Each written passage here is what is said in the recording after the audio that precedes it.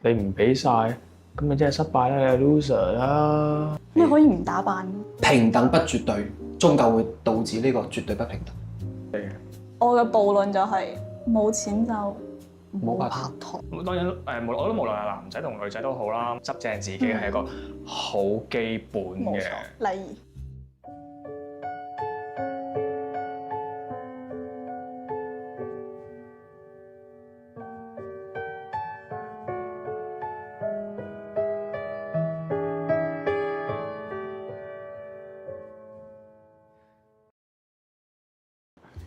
我們今天的話題就是 AA 係男女約會是否應該 AA？ A 係你一餐我一餐，定係一餐之中要 calculator 出嚟計埋隨意咁樣？我係你一餐我一餐嘅。即係大家差唔多，係啊因為可能都其實係一兩嚿水係啊係啊一人俾一次，咁就唔會計到咁盡啦。係啊我以前咧就會真係每次埋單攞個計數機出嚟，撳到小數位後邊兩位，跟住轉俾對方過去，即係同 friend 出街又係咁啦，同另一半出街又係咁啦。後尾就係我寧願俾多，我唔俾少，四捨五入，但係都係 AA 咯。我未試過 AA，所以我唔知。我哋呢度有一位苦主。咁當然我哋喺社交媒體上面都見到話好多咧都喺度講緊大家出去拍拖啊，你唔俾晒，咁你真係失敗啦，你係 loser 啦。我係啊，屌唔係話你，我係啊，我認啊。呢啲係咩一種咩風氣？我就唔係好明。女仔點睇？你覺得第一次？其實第一次，我覺得係邊個提出嚟就邊個俾咯。其實第一餐如果係提出嗰個人俾都好合理嘅，只不過而家好多人顧慮就係、你俾，咁你咪繼續俾咯。第一次都係你俾啊，第二次唔通你開口叫我俾咩？如果對方係冇呢個自覺嘅話，其實就好難話喺往後，如果有往後往後關係入邊去保持一個比較平等得長嘅關係。但係而家又有女仔話，其實佢哋出嚟咧，都有打扮啊，有化妝，有個時間成本喺度。咁我覺得男仔係應該去 cover 呢方面嘅支出。我覺得有啲奇怪，咩可以唔打扮？但係呢個呢句説話我就唔敢講啦。絕對有啲俾人鬧。我覺得即係化妝打扮其實都叫做出於尊重。尊重係。當然化妝上面係有成本㗎啦。我都成日去睇下啲化妝用品嗰啲店啊，哇，好貴。都已經話女仔係打扮嗰個時間同埋金錢成本係高少少。不過男士可能都應該話去相應地執翻啊，係咯，執翻企理，將個頭啊洗乾淨個面啊。唔好唔沖涼啦！有嘅咩？唔係，即係我未試過遇到，但係身邊有啊嘛。沖個涼嘅話，其實成個人個精神狀態好爭好遠㗎嘛。然後你再稍微執下頭啊，噴下香水啊，跟住執佢啊，尊重下都 OK 嘅。咁其實香水都唔平嘅，講真嗰句。係啊，重貴。咁當然我覺得無論係男仔同女仔都好啦，執正自己係一個好基本嘅禮儀。咁你哋覺得第一餐出去使唔使食漂亮飯咧？我同老婆第一餐出去食飯食咩？就講究㗎。咁又衰啲。唔係㗎，係諗住簡單食個飯。咁當然呢個係睇人啦，有啲人唔同啦。有啲人可能第一餐就係我要我媽家姐啊，食啲西餐廳啊，要米芝蓮啊。甚至係我要咩四季啊、貴麗嗰啲地方係啊，我食飽飯我一定有天台酒吧又點影靚相 po 朋友圈嗰啲。po 朋友圈，但係 po 朋友圈出嚟咧係冇男仔嘅。咁你哋咧第一餐出去食？第一餐啊，我哋喺香港食燒臘。識食都絕對唔識食，因為唔係我揾嘅餐廳。我又唔係揾嘅餐廳，你知嗰啲遊客。就係，但係都唔平喎。好貴。係啊，唔係好似我哋呢度咁，燒臘鋪跟住斬個髀加個飯10零蚊。其實咁辛苦。好又貴又難食。我啊覺得第一次出去食飯又太隆重咗啲，因為我基本上如果同我之前拍過拖嘅前任們啦，可能第一次出去都係飲啲嘢啊，傾下偈啊，散下步啊。因為我覺得第一次食飯嘅話壓力都幾大。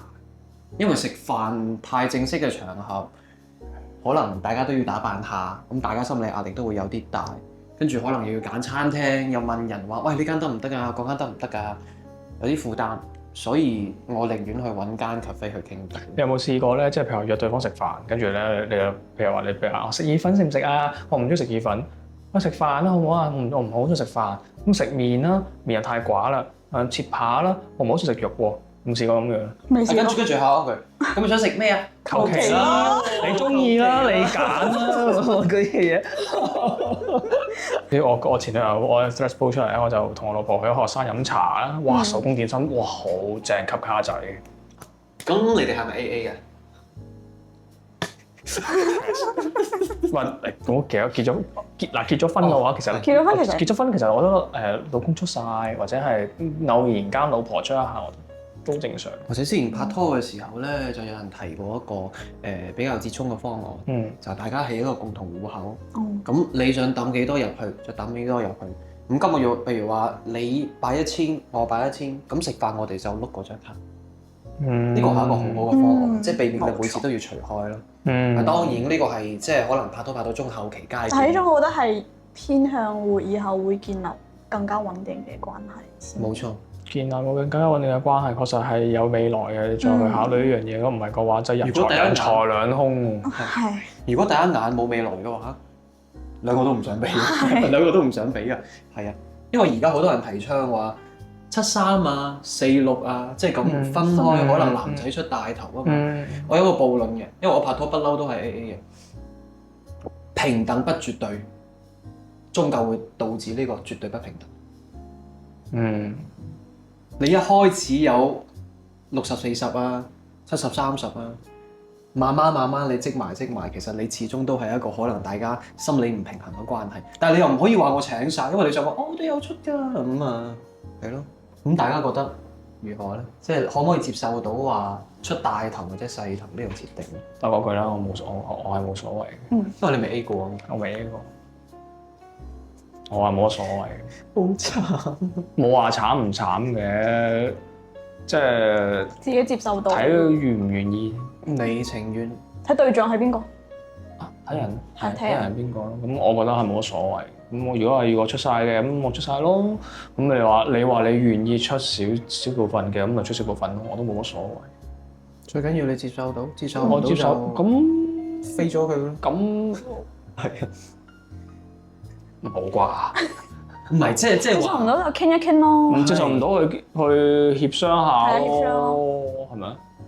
但一般嘅話，如果都已經係做到咁嘅情況下，佢都冇自覺要俾少少嘅話，其實都冇必要傾㗎。即係我講緊係拍拖頭嗰個階段啦。即係大家如果呢方面唔夾嘅話，其實你都知咩事咁啊，算啦，冇嘥時間同埋金錢。其實好多嘢都可以傾嘅。拍拖無論點都好，你願意出咪出咯。